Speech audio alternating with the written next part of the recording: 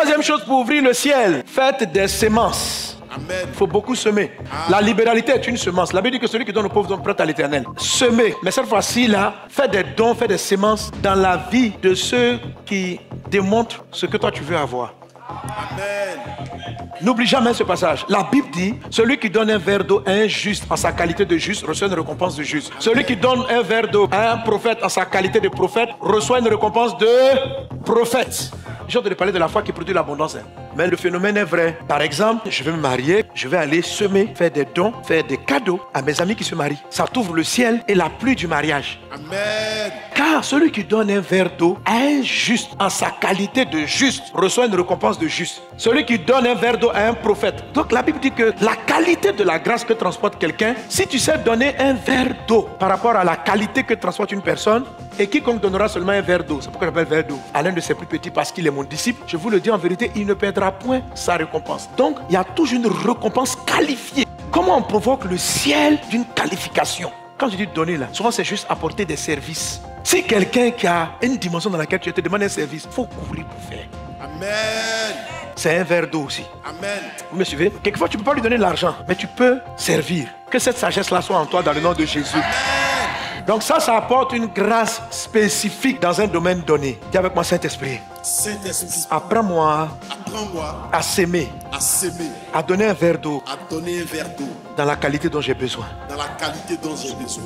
Amen. Amen. Savoir semer dans la vie de quelqu'un, celui qui reçoit un prophète. C'est-à-dire, pour donner le verre d'eau, il faut même recevoir. Je suis toujours dans l'esprit du verre d'eau. Il faut recevoir. C'est-à-dire, il faut aimer le fait que Dieu l'ait béni dans ce domaine. Si tu as dans ton cœur le sentiment de jalousie, pourquoi Dieu l'a béni dans le domaine que moi je vise, c'est que tu as la mentalité des pauvres. Les gens qui sont là, qui critiquent d'autres riches plus que eux, ils ne peuvent pas être riches. Regardez, hein, tous les gens qui vont animer les plateaux de télé en train de critiquer là, ils n'ont jamais ce qu'ils critiquent.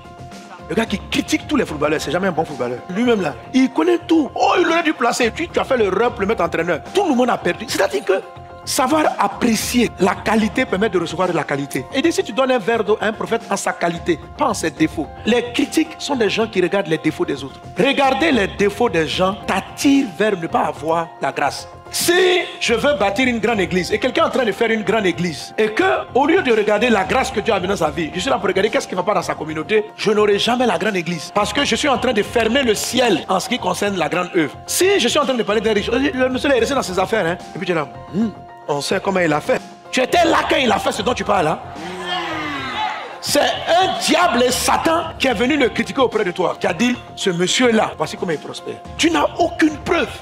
Et maintenant, c'est toi qui colportes. Mais pourquoi tu colportes ça? Parce que ton cœur est mauvais. Et que la réalité, c'est que critiquer et expliquer pourquoi il est riche, c'est comme si ça t'excuse toi d'être pauvre. On aime critiquer pour expliquer pourquoi nous, on n'a pas réussi. Pour dire que, oh, si je voulais faire comme eux. On dit, mais pourquoi? Non, moi j'entends souvent quelques pasteurs comme ça. Je trouve qu'ils ne comprennent pas. Hein? Ah, ils ont de grandes églises à cause du type de message qu'ils prêchent. Ce n'est pas vrai. Il y a une grâce. Amen. Si je voulais du monde, j'aurais prêché comme ça. Tu racontes n'importe quoi. Donc tu veux dire que Jésus qui avait 5 000, des milliers de gens qui le suivaient, il prêchait n'importe quoi? Toute la foule qui venait derrière Jésus dans le désert là, Jésus prêchait des faussetés. Comment tu peux critiquer l'abondance en étant convaincu que toute abondance est venue par tricherie? Une manière de vouloir dire que si quelqu'un a quelque chose que moi je n'ai pas, c'est parce que moi j'ai été honnête et lui il a été malhonnête. C'est du mensonge. Et tu te laisses séduire. Oh, pourquoi tu ne réussis pas dans ce domaine? Non, parce que lui là, on connaît ses parents, il a ceci, il a cela. Écoute, il y a beaucoup de gens qui ont des parents haut placés que les parents haut placés n'aident pas. Alors, si lui, ses parents haut placés l'ont aidé, c'est qu'il a eu une grâce. Tout le monde ici connaît quelqu'un qui connaît quelqu'un. Mais la faveur d'avoir les faveurs de ce quelqu'un qui connaît la personne, c'est pas évident. C'est une grâce. Oh, lui, là, il a réussi parce que c'est son oncle qui est le DG. Mais tous les oncles n'aident pas les neveux. Il y a des oncles méchants. Donc, avoir la grâce d'avoir un oncle qui lui a donné un coup de main, reconnaît que c'est une grâce de Dieu qu'il ait eu un tel oncle. Donc, ne critique pas celui qui reçoit un prophète dans sa qualité de prophète, pas dans ses défauts de prophète. Je te reçois, je sais que tu es prophète, mais je passe mon temps à regarder tes défauts. Qualité, c'est l'opposé de défaut. Les gens qui passent le temps à regarder le défaut du système ne peuvent pas avoir la grâce d'un système. Vous voulez provoquer le ciel, provoquer une qualité particulière, honorer pour la qualité. Les défauts là, laissez ça à ceux qui sont méchants, qui veulent critiquer. Amen. Parce que je crois que Dieu fait tomber la pluie sur les est bon comme s'il est mauvais. Je pense que le diable, en fait, il ne donne pas la richesse. Pas vraiment. Il n'est pas propriétaire. Oh, Dieu est le propriétaire de la richesse. Ça veut dire quoi? Que Satan, en fait, ne fait que faire des transferts. Il séduit quelqu'un pour mettre ce qui a été donné à quelqu'un d'autre. Donc, si quelqu'un a quelque chose, c'est que le fabricant même de la grâce, là, c'est d'abord Dieu. Amen. Satan dit quoi à Jésus? Dans Luc, il lui dit, je te donnerai toute cette puissance et la gloire de ces royaumes, car elle m'a été donnée. Et je la donne à qui je veux. Ça veut dire, je suis devenu propriétaire pour une chose qui n'était pas pour moi. Il dit quoi? La puissance et la gloire de ces royaumes. Donc, la gloire d'un royaume qui est païen, c'est quel pays? Ils sont méchants et puis ils sont riches comme ça. Satan leur a donné. Il dit, je donne à qui je veux. Donc, il regarde un pays, vous voyez le pays, mais ce sont des mauvais même. Puis, il ne prie même pas Dieu. Mais Satan a récupéré la gloire quelque part et il leur a donné. Et quand on commence à regarder ceux à qui il a donné, on commence à les envier. Mais si Satan dit que ça lui a été donné, qu'il balance à qui il veut, cherche le fabricant. L'or et l'argent appartiennent à Dieu. La gloire appartient à Dieu.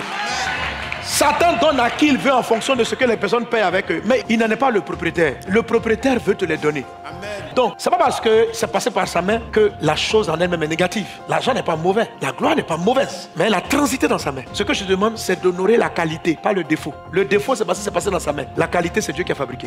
Amen.